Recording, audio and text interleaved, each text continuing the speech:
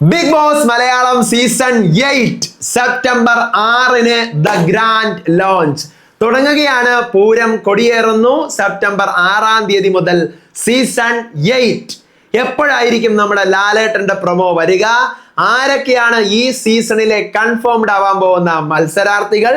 ഇതൊന്നുമല്ല, ഇത്തവണത്തെ മലയാളം ബിഗ് ബോസിന്റെ ഏറ്റവും വലിയ മാറ്റം BB അഗ്നിപരീക്ഷയാണ്.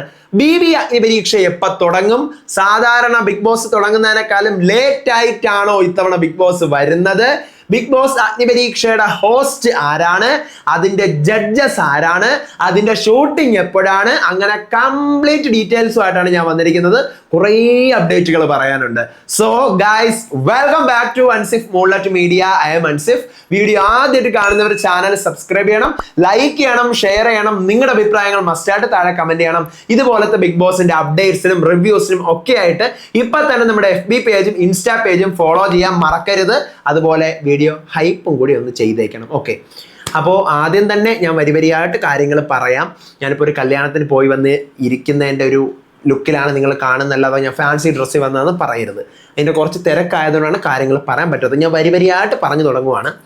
ഇപ്പോൾ BB അഗ്നിപരീക്ഷ അതാണല്ലോ ആദ്യം. അപ്പോൾ ബിഗ് ബോസ് അഗ്നിപരീക്ഷ അതിൻ്റെ ആദ്യഘട്ട ഓഡീഷനുകളൊക്കെ അവസാനിച്ച് അടുത്ത ആഴ്ച മുതൽ രണ്ടാം ഘട്ട ഓഡീഷനുകളൊക്കെ ഉണ്ടെന്ന് പറയുന്നുണ്ട്.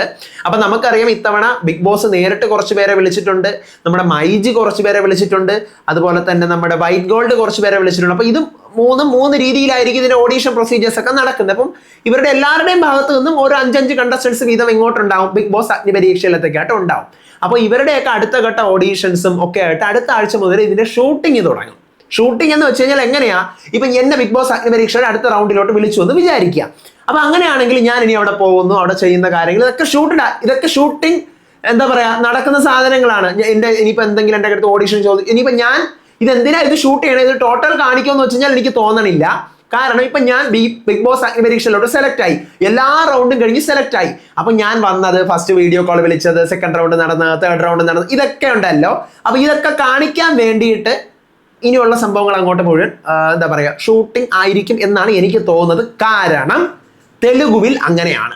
അതുകൊണ്ടാണ് ഞാനിത് പറയാൻ കാരണം. ഓക്കെ, അതെന്തോ ആവട്ടെ, നമ്മളെ സംബന്ധിച്ച വിഷയമേ അല്ല, നമുക്കത് വിടാം.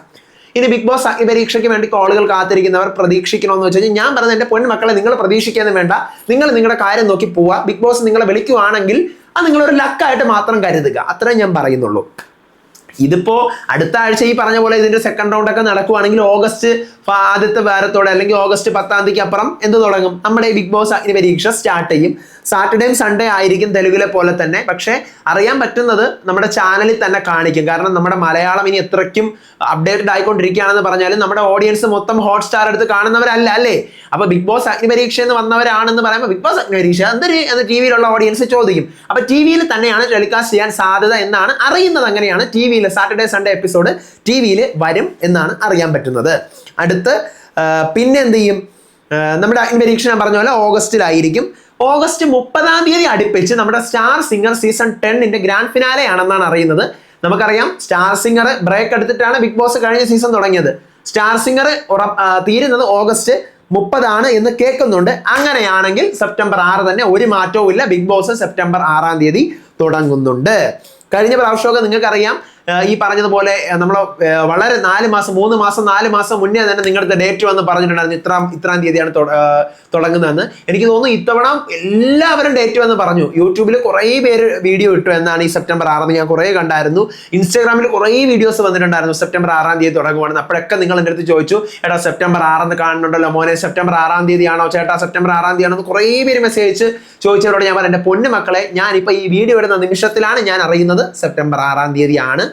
അതും എന്താണ് ഞാൻ ഈ പറഞ്ഞ സാഹചര്യങ്ങളൊക്കെ, സ്റ്റാർ സിംഗർ, അഗ്നിപരീക്ഷ, ഇതെല്ലാം കഴിഞ്ഞ് സെപ്റ്റംബർ 6-ന് തന്നെയാണ് തുടങ്ങാൻ സാധ്യത. സെപ്റ്റംബർ 6 തന്നെയാണ് നിലവിലത്തെ സാഹചര്യം വെച്ച് സെപ്റ്റംബർ 6 തന്നെയാണ്. അപ്പം അവരിട്ടോ ഇവരിട്ടോ മറ്റവരിട്ടോ മറിച്ചവരിട്ടോ നിങ്ങൾ ഇടുന്നില്ലേ എന്നുള്ള ചോദ്യം ഞാൻ ദയവ് കരുതി നിങ്ങളുടെ അടുത്ത് നിന്ന് നിരോധിച്ചിരിക്കുന്നു.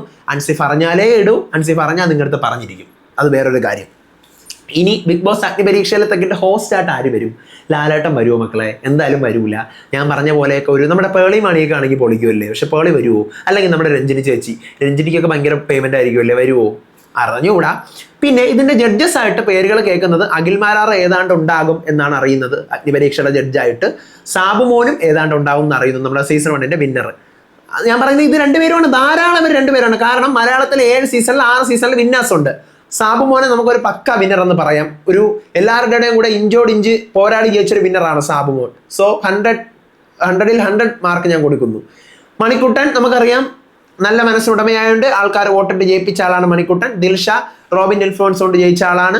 അഖിൽ മാരാറും അത്യാവശ്യം പൊരുതി, അത് 1 മാൻ ഷോ ആണ്. Season 5 is like 1 man show ആണ്. പക്ഷേ അഖിൽ മാരാറുടേതായിട്ടുള്ള ഒരു ബുദ്ധി അതിനകത്ത് പ്രയോഗിച്ചത് കൊണ്ട് തന്നെയാണ് അഖിൽ മാരാർ ജയിച്ചത്. പക്ഷേ ഒരു ബെസ്റ്റ് ഒപ്പോണന്റ് ഇല്ലായിരുന്നു, അതിൻ്റെ ഒരു കുറവുണ്ട്. എന്നാലും അഖിൽ മാരാറും അയാൾക്ക് എന്ത് ചെയ്യാൻ പറ്റും, അയാൾക്ക് ഒപ്പോണന്റ് ഇല്ലാത്തതായപ്പോൾ അയാൾക്ക് കുറ്റം, അയാളുടെ കുറ്റമാണ് അല്ലല്ലോ. അപ്പോൾ അതുകൊണ്ട് സീസൺ 5 വിന്നറായിട്ടുള്ള അഖിൽ മാരാർ, പിന്നെ സീസൺ 6 ജിൻഡോ, സീസൺ 7 അനുമോള്, ഇവരൊന്നും വേണ്ട. അപ്പോൾ ഈ 2 ജഡ്ജസ് അടിപൊളിയാണ്. ഇനി വേറെ എങ്കിലും ടോപ്പ് 5 ആരെങ്കിലും ഇപ്പോൾ പേളിയെ പോലെയോ അല്ലെങ്കിൽ റിയാസിനെ പോലെയോ അങ്ങനെയൊക്കെ ഉള്ള, അല്ലെങ്കിൽ നമ്മുടെ ഗബ്രി അങ്ങനെയൊക്കെ ഉള്ളവരൊക്കെ ജഡ്ജായിട്ട് വന്നാൽ കൊള്ളാം. ആങ്കറായിട്ട് അല്ലെങ്കിൽ ഹോസ്റ്റ് ആയിട്ട് ആരാണെന്ന് എനിക്ക് ഇതുവരെയും ഒരു ഐഡിയ അല്ല. ഞാൻ ടൊവിനോയ്ക്കാണ് പ്രതീക്ഷിച്ചുകൊണ്ടിരിക്കുന്നത്. അതൊക്കെ എൻ്റെ മനസ്സിൽ തന്നെ മിക്കവാറും കുഴിച്ചു മൂടേണ്ടി വരും. ഇനി ബിഗ് ബോസ് തുടങ്ങുമ്പോൾ കൺഫേംഡ് ആയത് ആരൊക്കെ എന്നൊക്കെയുള്ള ചോദ്യങ്ങളൊക്കെ സോഷ്യൽ മീഡിയയിൽ ഉയർന്നു വരുന്ന ബസ്സുകളാണ്. എനിക്ക് തോന്നുന്നു ഞാൻ ഇട്ടിട്ടുള്ള പ്രഡിക്ഷൻ ലിസ്റ്റുകൾ ഇപ്പോൾ 3-4 എണ്ണം ഞാൻ ഇട്ടിട്ടുണ്ട്. അതിനകത്തുനിന്ന് കുറച്ച് പേരൊക്കെ ഉണ്ട്, കുറച്ച് പേരൊക്കെ അതിൽ നിന്നുണ്ടെന്ന് തന്നെയാണ് അറിയുന്നത് കേട്ടോ. ഞാൻ അതിൻ്റെ പേരുകൾ അറിഞ്ഞിട്ടുണ്ട്, പക്ഷെ ഞാനതിപ്പോൾ പറയാത്തത് നമുക്ക് അങ്ങോട്ട് പോകുമ്പോൾ ഞാൻ സാധ്യതകളുമായിട്ടൊന്ന് മിക്സ് ചെയ്ത് കലക്കിയേ പറയത്തുള്ളൂ. കാരണം പിന്നെ അവർക്കത് ബുദ്ധിമുട്ടാവും, അവരുടെ ചാൻസ് ബുദ്ധിമുട്ടാവും, ഇത് ടെലികാസ്റ്റ് ചെയ്യുന്ന ചാനലിന് ബുദ്ധിമുട്ടാവും, നമുക്കും ഇന്നത് അവസാനം എല്ലാം കൊണ്ട് ബുദ്ധിമുട്ടാവും. നമ്മൾ ഇഷ്ടപ്പെടുന്ന ഷോയെ നമ്മൾ എന്ത് ചെയ്യുക, കുത്തി നശിപ്പിക്കാതിരിക്കുക. ആ സസ്പെൻസുകൾ അങ്ങനെ തന്നെ ഇരിക്കട്ടെ. നമ്മൾ ഇട്ടിട്ടുള്ള പ്രൊഡിക്ഷൻ ലിസ്റ്റുകളിൽ നിങ്ങൾക്കറിയാമല്ലോ, അൺസേഫ് 5 ഇട്ടിട്ടുണ്ട്, 6 ഇട്ടിട്ടുണ്ട്, 7 ഇട്ടിട്ടുണ്ട്. ഇതിനകത്തുനിന്ന് ഏതാണ്ട് എല്ലാവരും വരുമെന്ന് നിങ്ങൾക്കറിയാം, നല്ലതുപോലെ നിങ്ങൾക്കറിയാം. നിങ്ങൾ ആ പ്രതീക്ഷ കൈവിടേണ്ട മക്കളെ. ഇതുവരെയും പടച്ചവൻ എൻ്റെ കൂടെ ഉണ്ടായിരുന്നു, റബ്ബ് ഉണ്ടായിരുന്നു, നിങ്ങൾ എൻ്റെ കൂടെ ഉണ്ട്. ഇനിയും നിങ്ങളുണ്ടെങ്കിൽ, റബ്ബ് എൻ്റെ കൂടെ ഉണ്ടെങ്കിൽ നമ്മൾ ചെയ്യുന്നതെല്ലാം എന്തായിരിക്കും, ശരിയായ കാര്യങ്ങളായിരിക്കും. സോ എന്നിൽ നിങ്ങൾ വിശ്വസിക്കുക. ഞാൻ പറയുന്ന കാര്യങ്ങൾ നിങ്ങൾ ശ്രദ്ധിച്ച്, ഞാൻ പറയുന്ന കാര്യങ്ങളിൽ നിങ്ങൾ എന്ത് ചെയ്യുക, ഞാൻ എൻ്റെ വീഡിയോയ്ക്കകത്ത് പറയുന്ന ഓരോ കാര്യങ്ങളും നിങ്ങൾ സൂക്ഷ്മമായിട്ട് നിരീക്ഷിച്ച് കഴിഞ്ഞാൽ എന്നെ കഴിഞ്ഞ 2-3 വർഷമായിട്ട് എൻ്റെ വീഡിയോസ് കണ്ടുകൊണ്ടിരിക്കുന്ന നിങ്ങൾക്ക് ഉറപ്പായിട്ട് മനസ്സിലാവും ആരൊക്കെയാണ് സീസണിൽ വരുന്നതെന്നും ആരൊക്കെയാണ് അവസാന ഘട്ടങ്ങളിൽ പൊഴിഞ്ഞു പോകുന്നതെന്നും ആരൊക്കെ എന്തൊക്കെ എപ്പോഴൊക്കെ എന്നൊക്കെ എന്നെല്ലാം നിങ്ങൾക്ക് വളരെ വ്യക്തമായിട്ട് മനസ്സിലാവും. ഇപ്പം ഞാൻ സെപ്റ്റംബർ 6-ാം തീയതിയിലത്തെ കാര്യം ഒരു സാഹചര്യത്താൽ പറഞ്ഞതുപോലെ തന്നെ എല്ലാ കാര്യങ്ങളും ഇതുപോലെ പറയാൻ പറ്റട്ടെ എന്ന് ഞാനും ആഗ്രഹിക്കുന്നുണ്ട്. അപ്പോൾ നമുക്ക് നോക്കാം അല്ലേ. അപ്പോൾ ഇതുപോലത്തെ അപ്ഡേറ്റ്സിനായിട്ട് ചാനൽ സബ്സ്ക്രൈബ് ചെയ്യണം, ലൈക്ക് ചെയ്യണം, ഷെയർ ചെയ്യണം. എൻ്റെ ഡ്രസ്സ് എങ്ങനെയുണ്ട്, എൻ്റെ കസിൻ്റെ കല്യാണം വരുന്നു. അപ്പോൾ ഞാൻ അത് പോയിട്ട് വന്നൊട്ടനെ തന്നെയാണ് വീഡിയോ ചെയ്തുകൊണ്ടിരിക്കുന്നത്. അപ്പോൾ അത്രയേ ഉള്ളൂ. കുറേ ദിവസമായി, ഇനി ഒന്ന് റെസ്റ്റ് എടുക്കണം. അടുത്ത വീഡിയോ ആയിട്ട് വരാം, വിശേഷമായിട്ട് വരാം. അതുവരേക്കും ചാനൽ സബ്സ്ക്രൈബ് ചെയ്ത് സ്റ്റേ ട്യൂൺഡ് ആയിട്ടിരിക്കുക. അപ്പോൾ ബൈ.